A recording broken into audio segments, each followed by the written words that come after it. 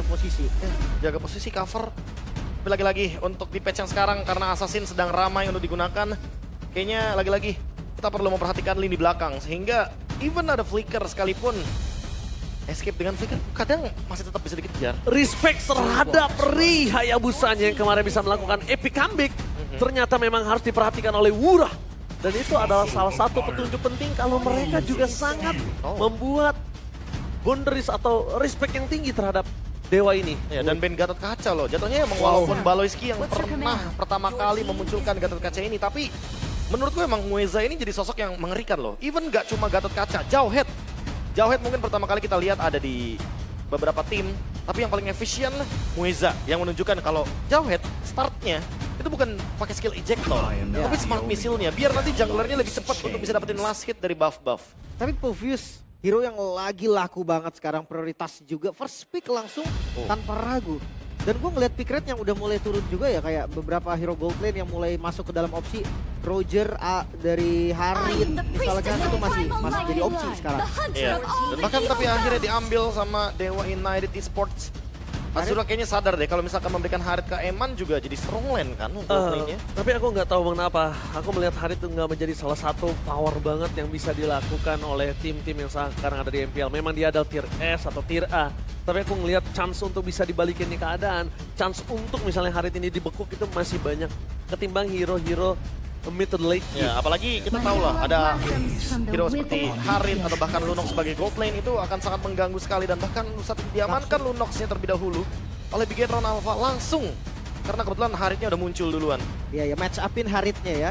By the way untuk Harit sendiri ya, mungkin kalau memang mencari satu referensi yang memang kuat banget dari Harit, kita bisa pindah ke region PH dan kita ngeliat Kelra. Itu Harit terbaik menurut gue ya, so far ya. Dengan gold laner Harit dia bisa tahu posisi dan tahu powernya. Tapi Alpha untuk langsung ngejawab Povius kan. Povius, iya udah pasti. Ini juga ngejawab sekaligus untuk Nolannya, tapi tidak mengimbangi untuk farming speed. Betul. Nah, dia mengimbangi untuk sustainability-nya. Jadi walaupun ada fracture dan yang bisa digunakan, Alphanya tetap bisa sustain dengan fighter HP yang dia miliki. Tapi balik lagi dengan Lunox yang memang mungkin dari kemarin ini menjadi sebuah primadona di arah gold lane ketika adanya Harit. Sudah diamankan oleh Eman, walaupun kondisinya sekarang kita masih ada di Moreno atau Eman, we never know. Tapi yang sudah dipastikan adalah salah satu natural counter dari seorang Harit sudah muncul. Dan jangan sampai yang aku takutkan adalah satu lead. Tiba-tiba Lunox ini menuju ke arah mid lane. Iya, karena abis itu ngomongin ke arah Eman, dia pakai macam entah Kari ataupun entah Beatrix. Karena kita udah pernah ada referensi gitu loh. Kalau misalkan Lunox ini pernah dibawakan juga sama Moreno. Dan bisa dibilang sebagai mid laner, Bigetron yang pernah exploit untuk Lunox-nya itu sendiri di mid lane. Mungkin gue memberatkan ke tanknya juga, Be. Kalau seandainya Lunox-nya mau ditaruh di mid lane. Efektif Lunox mid. Balik lagi, dia mengandalkan inisiasi. Ya, karena bukan tank jungle sekarang, berarti ya Romnya nih harus bisa pick off. At least punya sisi lah. Atau jangan-jangan ngejawab yang tadi Ranger Mas bilang, daripada mainin Kari yang terlalu late game, karena ini dominannya early game, ada Nolan, Povius, dan juga Lunox, bawain Kaja Ruby, Ruby-nya ditaruh di gold lane, itu akan ngejawab juga untuk Harit. Iya, aku ngomong Kaja, baru pengen ngomong Kaja, Prof. Iya. Kamu tahu apa yang ada di otak saya? Memang Kaja bisa ada di tangan dari Ki, karena dia salah satu hero yang power dengan Kaja, tapi cross region data membuktikan kalau Chip masih memiliki 100% ban rate di 3 region sepanjang MPL PH, MPL ID, dan MPL MY berjalan karena... Boleh aku tambahin? Boleh?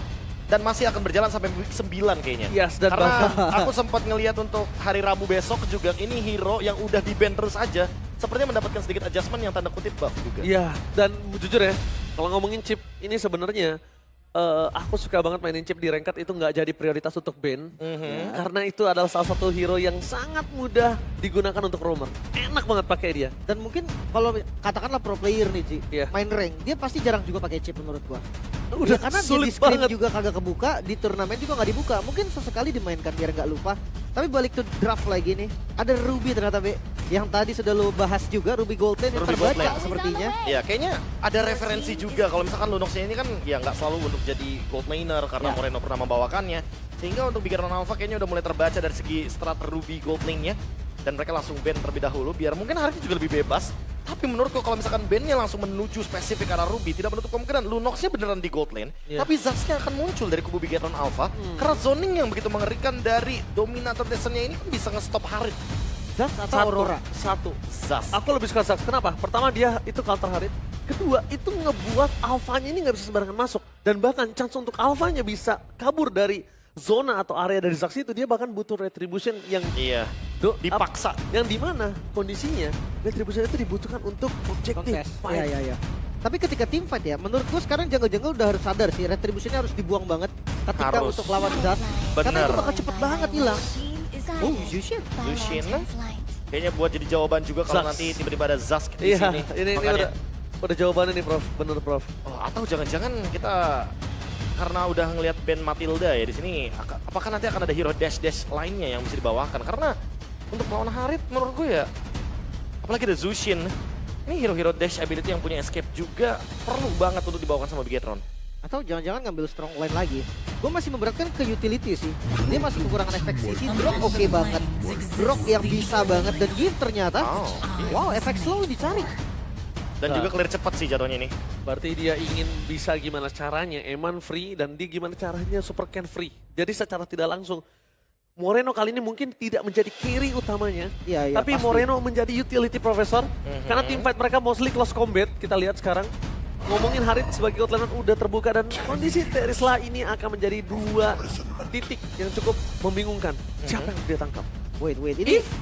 Ini menarik banget ketika Yif versus Juxin, Be. Iya. Untuk landing. Untuk Kayak landing. itu bakal gak enak banget sih. Dan ya kita tahu Juxin lah, dengan mobilitas yang tinggi dia bisa gampang keluar, reward manipulation bukan masalah.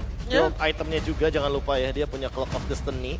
Yang ada nanti tiba-tiba bakal diangkat-angkat nih Yves-nya ketika dia reward manipulation. Jadi gak bakal ada effect slow yang bisa dimaksimalkan. Dan dengan draft ini aku rasa lagi-lagi Bigetron akan bermain dengan barrier juga. Karena ada grok otomatis wave minionnya bisa dimanipulasi.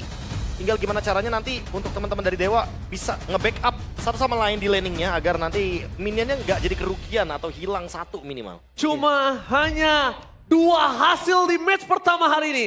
Makin terbang ke upper bracket untuk Bigetron atau makin tenggelam ke dasar klasemen untuk Dewa United. So, FPL Arena, mana tepuk tangannya? Let's go to the lean of town. Oke.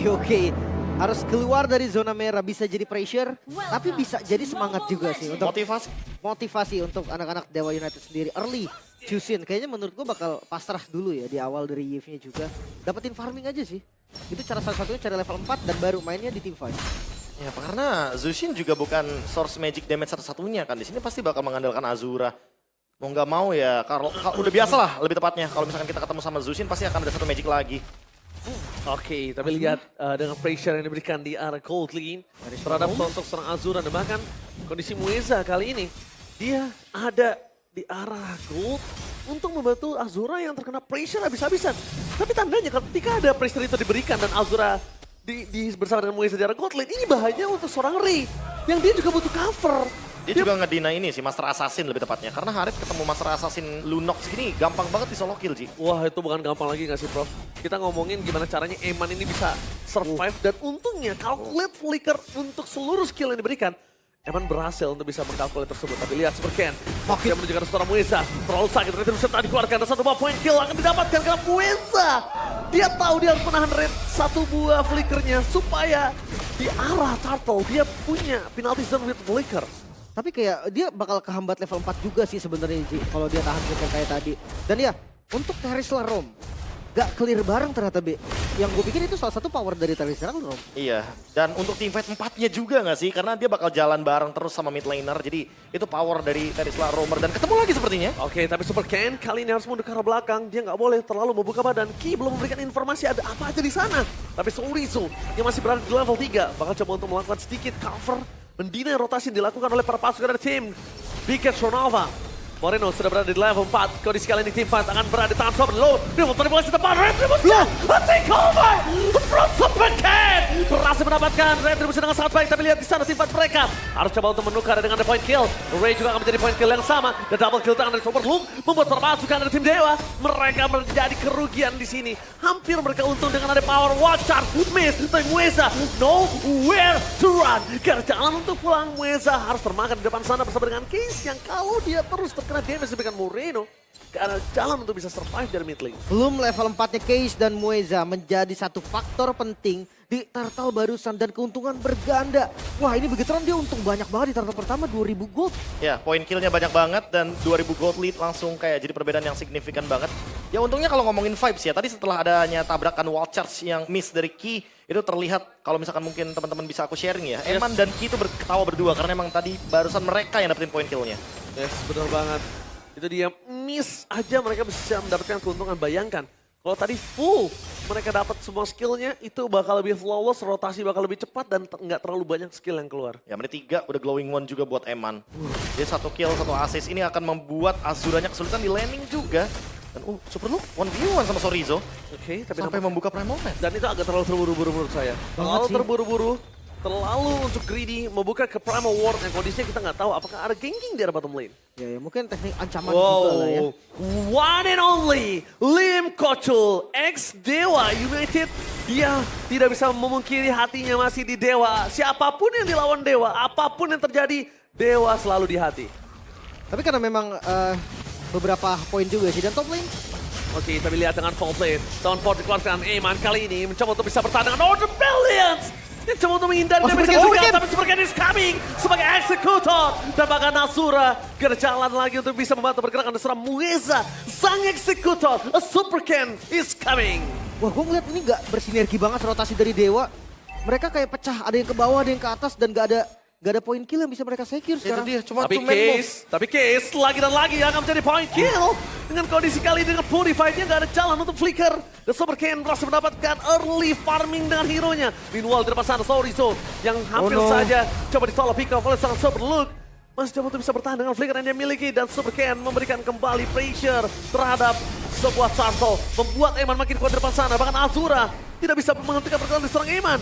Azura, Eman, Mueza mencoba untuk menghindari dengan ada Order Billions. Darky is coming, what does? Prima Gaming bisa menyelamatkan Azura karena Moreno standby dengan adanya reward manipulation yang bahkan belum sempat dia gunakan. Wow, apa yang terjadi dengan Dewa? Mereka seakan bermain untuk diri mereka sendiri. Dia sendiri tanpa ada sinergi. Ya itu dia, nggak ada 3-man move. Case berpisah selalu dengan adanya Mueza. Yang padahal kita tahu sendiri, power dari Terisla Roamer itu harus berjalan bersamaan. Apalagi ketika dia bener-bener bareng sama Zushin yang jatuhnya clear-nya juga lama dia. Iya kan? Seharusnya konsepnya seperti itu, Be. Dan ketika ketemu siapapun di river, gue rasa poke damage itu bakal bahaya. Apalagi Masif dari banget awal. sih. Iya, masif banget sih, powerful banget tentunya untuk Jangan, Zushin. kalau mereka makan Luke ini bahaya banget. Pertama, mereka bisa di outplay. Kedua, terlalu banyak soul kill dan Luke masih punya flicker di sini. Kalau mereka terlalu memaksa ke arah Luke, kalau memaksa ke arah Ki, Moreno itu worth it.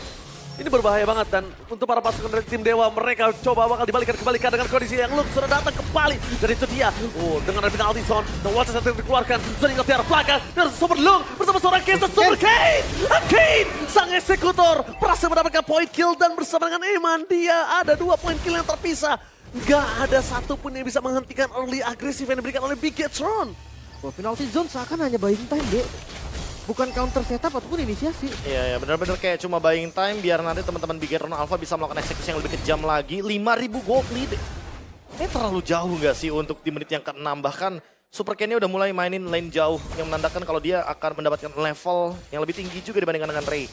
Wake minute pasti akan dimakan.